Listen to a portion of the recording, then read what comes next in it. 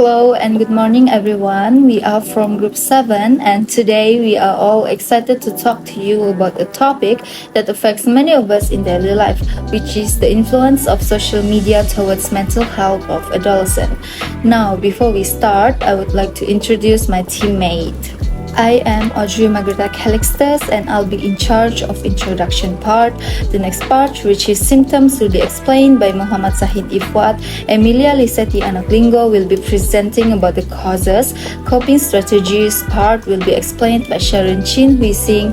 Sarida Anak Ampas will be in charge of inventory, and the last part, which is conclusion part, will be presented by Harrington Anak Aldrin.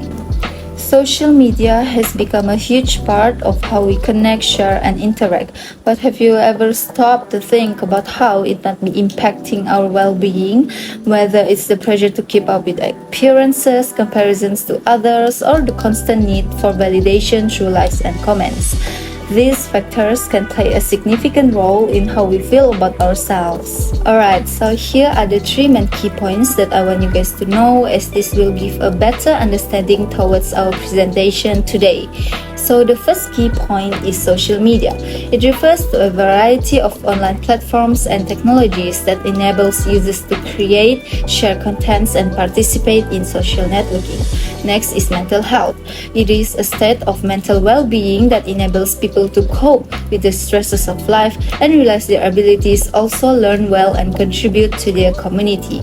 The last key point is adolescence, which means the transitional phase of growth and development between childhood and adulthood. In this presentation, we will explore the connection between social media use and mental health, discuss its causes, and consider the strategies we can use to foster a healthier relationship with these platforms. So, let's dive in and uncover the ways social media shapes our mental health journey. Hi, my name is Muhammad Zainifat and I'll be talking about symptoms of mental health issues on young adults. There are three that I have found during our academic rating. One of them is excessive social media use, where you use so much social media that it will disrupt your sleep pattern and it will cause addiction and it will associate to negative habits. Less sleep, less hormone, more depressed. Then you are so dependent on the internet that whenever there is no internet, you'll be very negative, like, oh, there's no internet, I don't know what to do with my life. My life is very dependent, I need my followers, like that.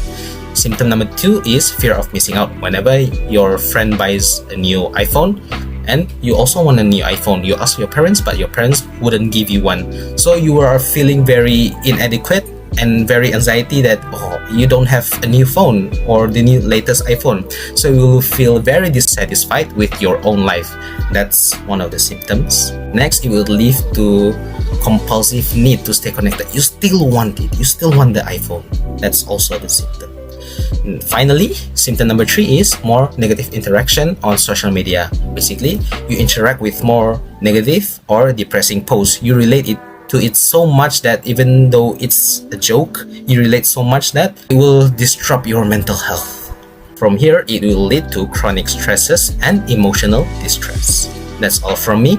Thank you. Social media has become significant parts of our life, but it also contributes to mental health issues in young men and women. Firstly, there's social comparison and self-esteem. On social media, we're constantly seeing people with perfect lives, their curated content and filtered photos. It's hard not to compare yourself, right? And you feel like you're gonna falling behind, which can really hit your self-esteem and emotional well-being. The second one is reducing real-life interactions. Realistically speaking, we spend more time online than actually talking to people in real life. That leads to loneliness, feeling emotionally disconnected, and even strained relationships. It's like we're more connected but also more detached. And of course, there's cyberbullying and harassment.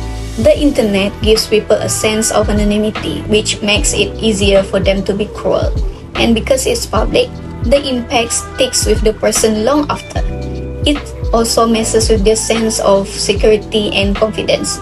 So basically, social media has its perks, but it definitely contributes to mental health struggles through comparison, isolation, and harassment. Now I will share for some coping strategies for addressing mental health issue in young men and women influenced by social media. First, management strategies.